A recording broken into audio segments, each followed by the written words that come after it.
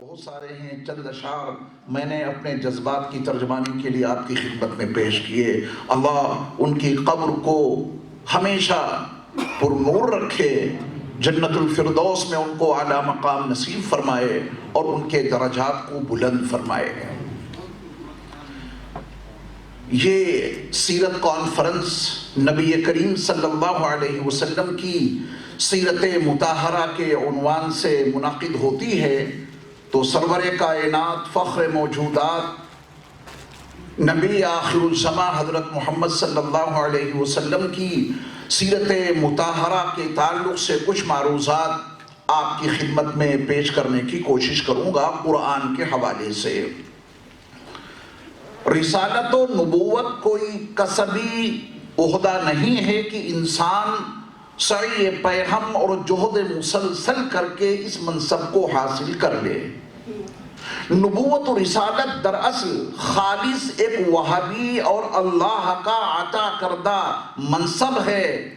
اللہ یعلم حیث یجعل رسالتہ، اللہ کو خوب معلوم ہے کہ وہ منصب رسالت پر کس کو فائز کرے گا، اور اس نے اپنے علم کے مطابق جن کو چاہا ان نفوس قدسیہ کو منتخب کر کے ان کو منصب رسالت و نبوت پہ فائز کر دیا۔ اللہ رب العزت نے اس دنیا میں نبیوں رسولوں کا جو حسین سلسلہ جاری فرمایا، وہ ہمیشہ کے لیے نبی آخر الزماں حضرت محمد صلی اللہ علیہ وسلم کی ذات گرامی پر منتہی ہو گیا۔ اب آپ علیہ السلام کے بعد قیامت تک نہ کوئی نبی پیدا ہوگا، نہ کوئی رسول پیدا ہوگا۔ اللہ رب العزت نے نبی آخر الزماں حضرت محمد صلی اللہ علیہ وسلم پر ہمیشہ کے لیے نبوت و رسالت کو ختم کر دیا۔ جس دور میں جس نبی کو اللہ نے مبعوث کیا، نبی کی نبوت کی صداقت کو ثابت کرنے کے لیے کچھ دلائل اور شواہد بھی اپنے نبیوں اور رسولوں کو عطا کیے، تاکہ انسان اپنے سماج اور اپنے معاشرے کے اس انسان کی نبوت کو تسلیم کر لے جو انہی کے درمیان پیدا ہوا، انہی کے درمیان اس کی نشو و نما ہوئی، انہی کے درمیان وہ پلا بڑھا۔ اس انسان کو اللہ کا نبی کیوں تسلیم کریں؟ اس کے لیے اللہ رب العزت نے ہر دور میں اپنے نبیوں کو، رسولوں کو دلائل اور شواہد اور معجزات سے مالا مال کیا۔ معجزات کے تعلق سے اگر یہ بات ہمارے ذہن میں ملحوظ رہے، محفوظ رہے کہ معجزہ وہ عمل ہے جس کا سائنٹیفک انداز میں کوئی تجزیہ نہیں کیا جا سکتا، جہاں عقلیں عاجز ہو جائیں، جس کی کوئی توجیہ نہیں کی جا سکتی، اللہ ایسا عمل اپنے رسولوں اور اپنے نبیوں کے ذریعہ اس سماج اور اس معاشرے کے لوگوں کو دکھایا، تاکہ اس سماج اور معاشرے کے لوگ اللہ کے اس نبی کی نبوت کو بادلائل تسلیم کریں۔ اگر نبیوں اور رسولوں کے معجزات کا تذکرہ کیا جائے تو ایک مستقل موضوع ہے۔ حضرت ابراہیم علیہ السلام کو جب دہتے ہوئے شعلوں میں ڈالا گیا تو کسے یقین تھا کہ آزر کا بیٹا ابراہیم آج اس نار نمرود میں محفوظ رہ سکتا ہے؟ لیکن اللہ کا حکم آیا، یا نار کونی بردا وسلاما علی ابراہیم۔ اس حکم الہی کے نتیجے میں وہ آگ حضرت ابراہیم علیہ السلام کے لیے گلے گلزار بن جاتی ہے، اور حضرت ابراہیم علیہ السلام اس آگ میں محفوظ رہتے ہیں۔ یہ ایک بڑا معجزہ تھا حضرت ابراہیم علیہ السلام کی حقانیت کو اور آپ کی صداقت کو ثابت کرنے کے لیے۔ حضرت موسیٰ علیہ السلام کو اللہ رب العزت نے وہ عصا اور ید بیضا عطا کیا جو آپ کی نبوت کو اور آپ کی رسالت کو ثابت کرنے کے لیے بہت کافی تھا۔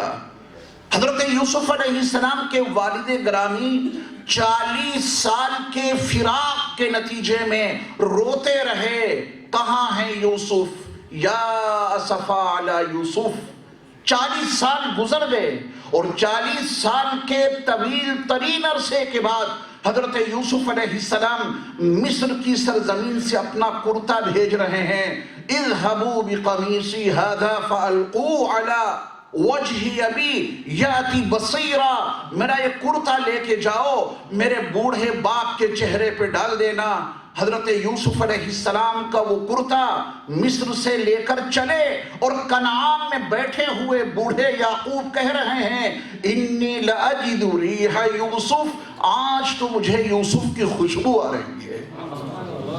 حضرت یوسف علیہ السلام کی وہ قمیص آئی، حضرت یوسف علیہ السلام کا وہ کرتا کنعان میں آیا، اور جیسے ہی وہ حضرت یوسف علیہ السلام کا کرتا بوڑھے باپ یعقوب کے چہرے پہ ڈالا گیا، قرآن کا بیان ہے فرتد بصیرا، وہ آنکھوں والے ہو گئے.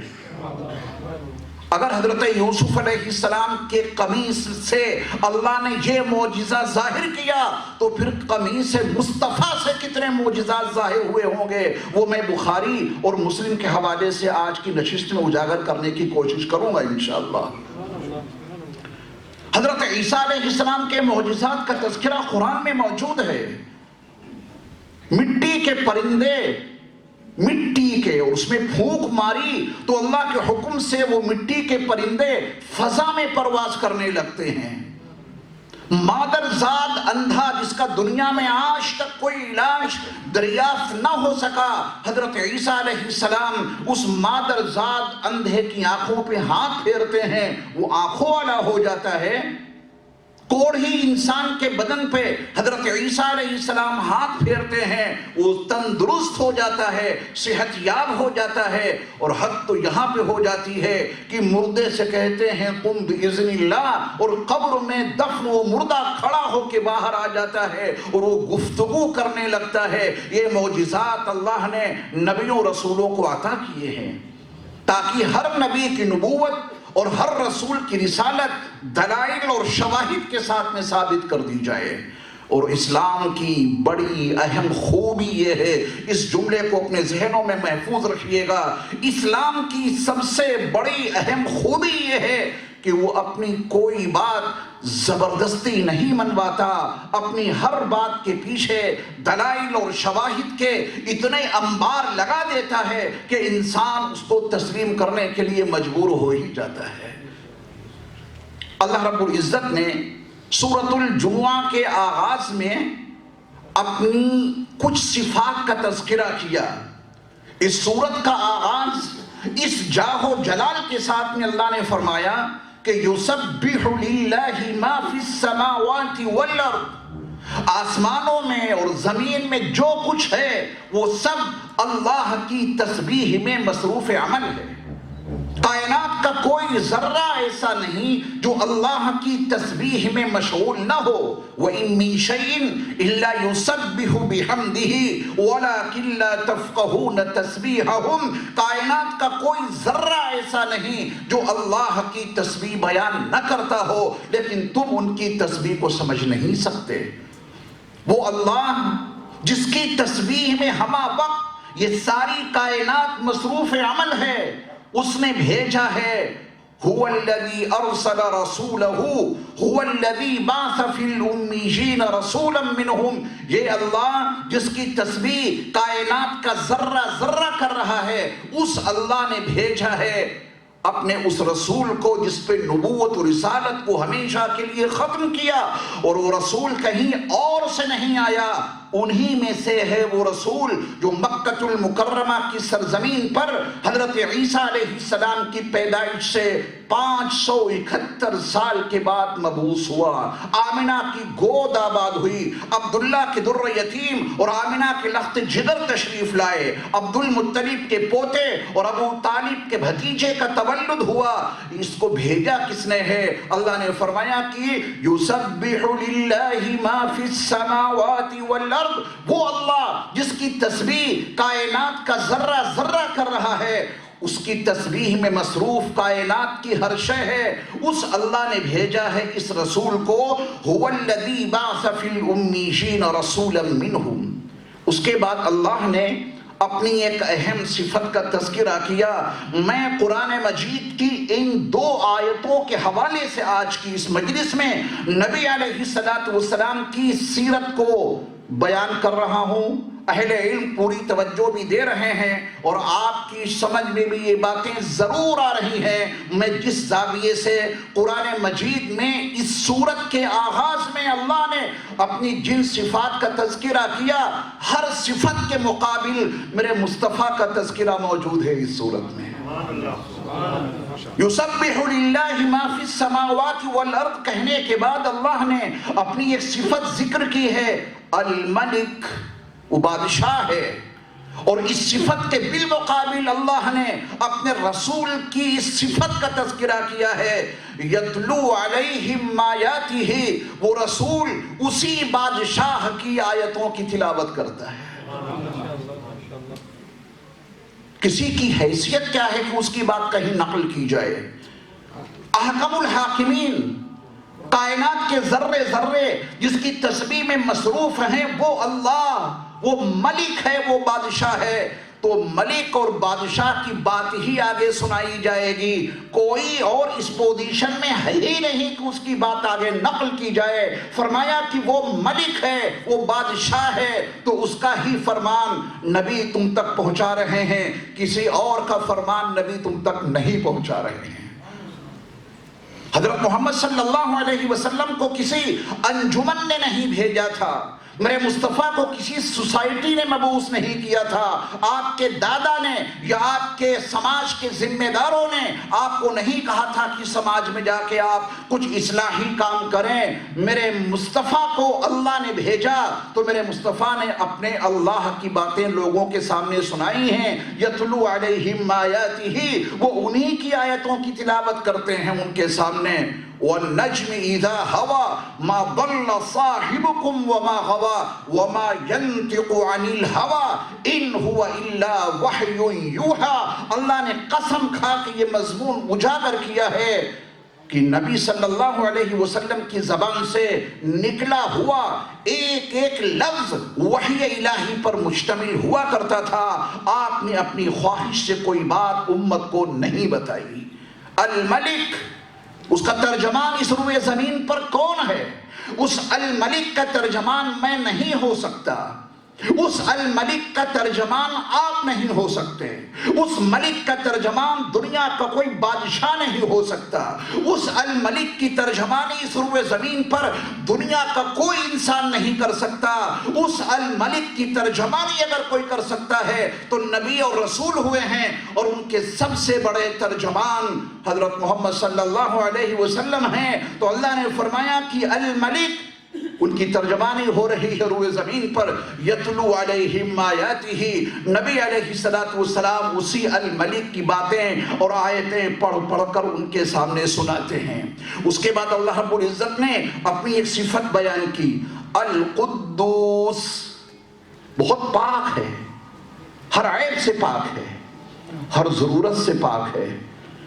اس القدوس کی ترجمانی اس روئے زمین پر کس نے کی اور کس طرح کی؟ اللہ نے فرمایا کہ وَيُزَكِّيهِمْ، وہ القدوس ہے اور اس کے ترجمان اس روئے زمین پر حضرت محمد صلی اللہ علیہ وسلم ہیں. وہ پاک ہے تو پھر اپنے رسول کے ذریعہ تمہیں وہی پاک کراتا ہے. وَيُزَكِّيهِمْ، وہ پاک ہے ہر عیب سے، وہ پاک ہے ہر ضرورت سے. تو اس کا ترجمان اس روئے زمین پر نبی آخر الزمان حضرت محمد صلی اللہ علیہ وسلم موجود ہیں. وہ ان کو پاک کر دیتے ہیں. ان کی فکروں کی جو گندگی ہے میرے مصطفیٰ نے اسے بھی پاک کیا ہے. ان کے نظریات کی جو گندگی تھی میرے مصطفیٰ نے اسے بھی دھویا ہے، اور جو ان کے اعمال کی گندگی تھی میرے مصطفیٰ نے اسے بھی دھویا ہے. ان کے عقیدوں میں توحید کا عقیدہ رچا بسا دیا، ان کو عقید توحید پہ لا کے کھڑا کر دیا، ان کے اعمال کو صالحہ بنا دیا.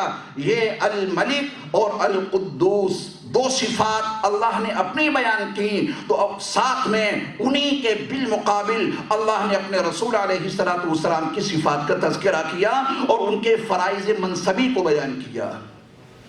اس کے بعد اللہ کا فرمان ہے کہ العزیز، اللہ بڑے غلبے والا ہے اور حکم اسی کا چلے گا جو غلبے والا ہو، جو خود مغلوب ہے.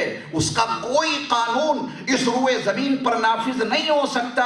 اللہ العزیز ہے، لہذا اس روئے زمین پر نبی آخر الزمان حضرت محمد صلی اللہ علیہ وسلم نے اسی غالب کے قانونوں کو نافذ کیا ہے. یہ تمہارے لیے حلال ہے، کسی اور نے نہیں. العزیز کا آرڈر ہے، اس کو کھاؤ. اور یہ چیز تمہارے لیے حرام ہے، اس کو کسی کمزور نے نہیں بلکہ العزیز نے تمہارے لیے قانون بھیجا ہے، لہذا اس کے قریب بھی مت جانا. العزیز کی ترجمانی اللہ رب العزت نے وَيُعَلِّمُهُمُ الْكِتاب کے ساتھ میں کی ہے. مفسرین نے لکھا ہے کہ یہاں پر الکتاب کو ذہن میں رکھیں اور قرآن کی ان آیتوں کو دیکھیں، ان آیتوں کا مطالعہ کریں جس میں اللہ تعالیٰ نے احکام کو فرض کیا ہے. یہی الکتاب سے جملے آپ کو ملیں گے. یا ایھا الذین آمنوا کتب علیکم الصیام.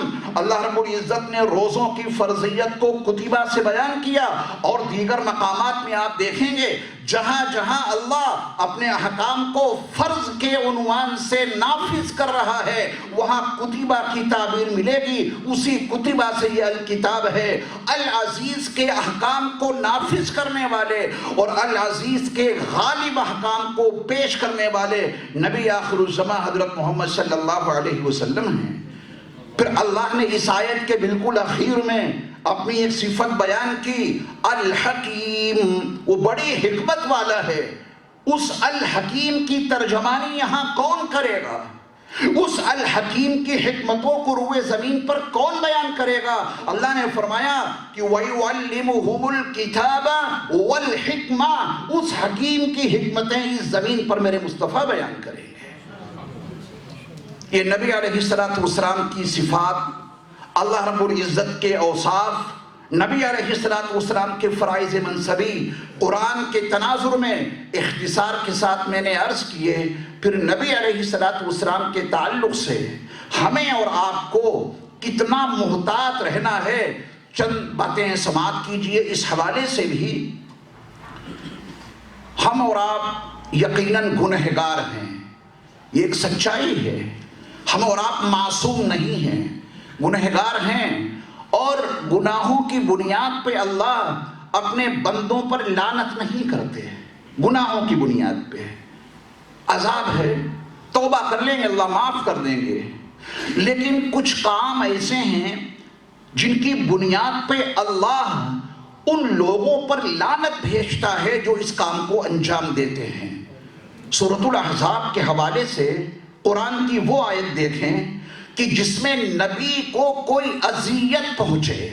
ایک ہے شرعی طور پر نبی کے حکم کی خلاف ورزی، یہ باعث عذاب کام ہے، اللہ معاف بھی کر سکتے ہیں. لیکن نبی کی ذات کو تکلیف نہیں پہنچنی چاہیے. نبی کے احکام کی خلاف ورزی یقیناً ناجائز ہے، حرام ہے، نہیں کرنی چاہیے. ہو جاتی ہے تو اللہ معاف کرنے والا ہے، اس کی بنیاد پہ لعنت نہیں ہے. لعنت کس بنیاد پہ ہے؟ قرآن نے بڑی وضاحت اور صراحت کے ساتھ بیان کیا، ان الذین یؤذون اللہ ورسولہ. حقیقت یہ ہے کہ جو لوگ اللہ کو اور اس کے رسول کو اذیت دیتے ہیں. کیا اللہ کو کوئی اذیت دے سکتا ہے؟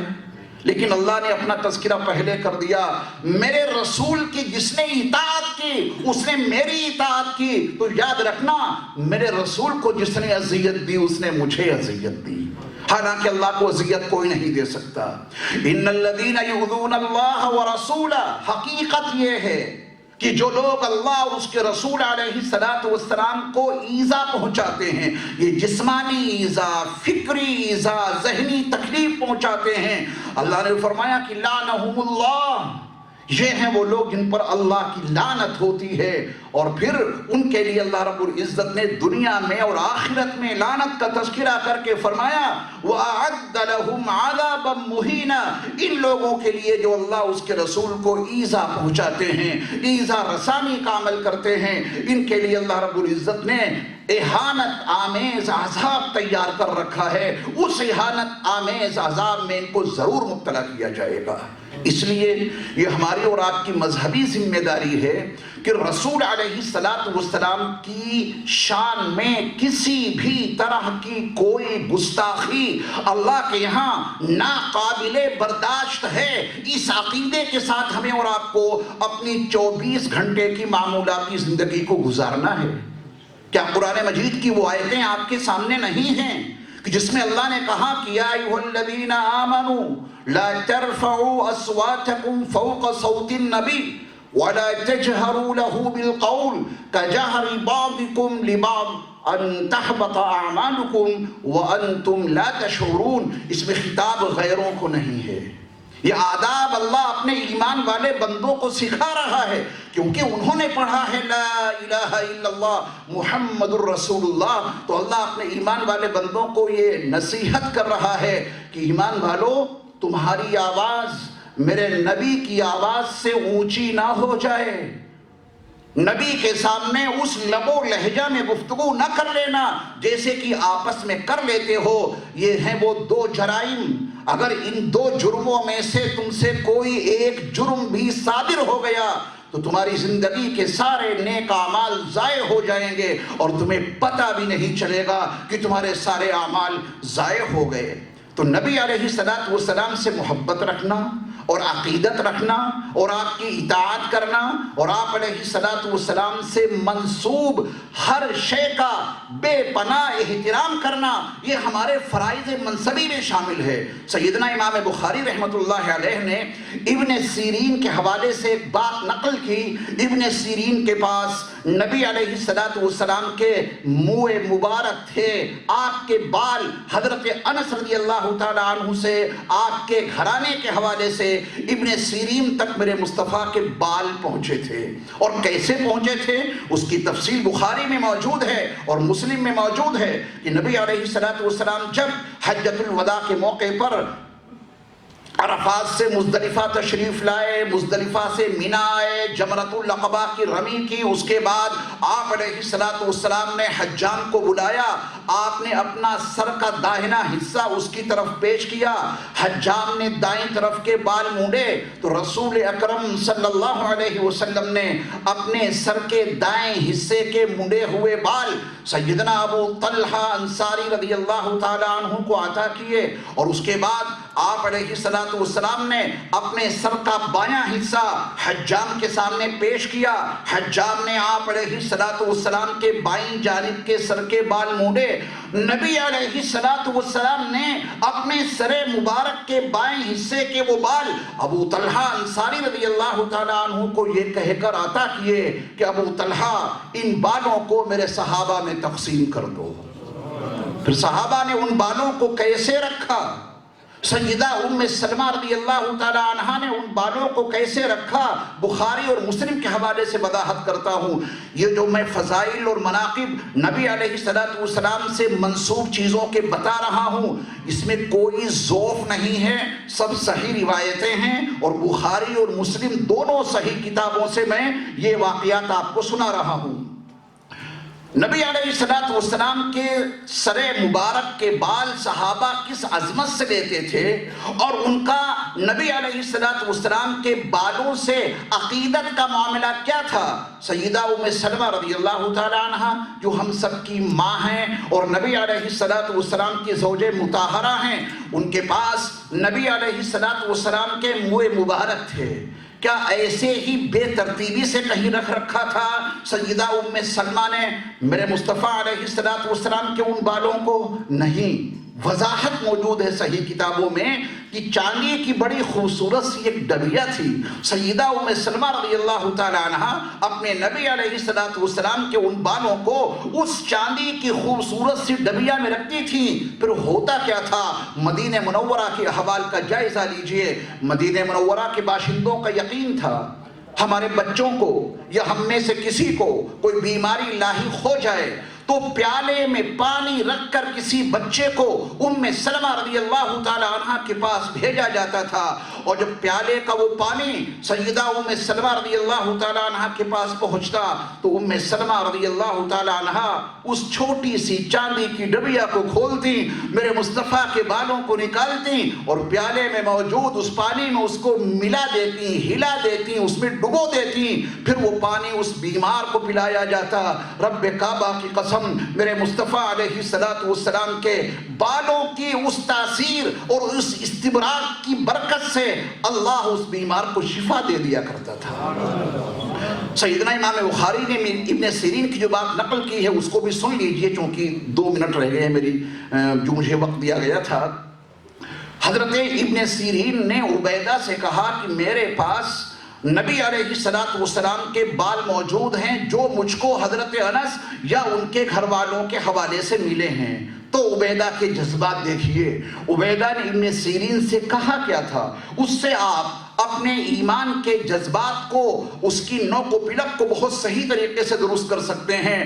عبیدہ نے کہا تھا کہ اگر مجھے رسول اکرم صلی اللہ علیہ وسلم کا ایک منہ مبارک مل جائے، ایک بال مل جائے، تو یہ روئے زمین، یہ خطہ ارض، اس میں جو کچھ ہے، اس کی جتنی نعمتیں ہیں، یہ زمین اور اس میں جو کچھ ہے، اس سب کے بالمقابل میں اپنے نبی کے اس بال کو محبوب بنا کر رکھوں گا۔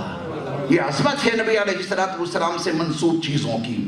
اور مسلم شریف کی وہ حدیث میں نے بہت توجہ سے لوگوں کے بیانات سنے، یہاں کے حوالے سے نہیں، مسلم شریف اور بخاری شریف کے حوالے دینے والوں کے بیانات، جو ہمیشہ اپنی بات میں صحیح مسلم اور صحیح بخاری کے حوالے دیتے ہیں، نبی علیہ السلام کے ان معجزات کا وہ کبھی تذکرہ ہی نہیں کرتے۔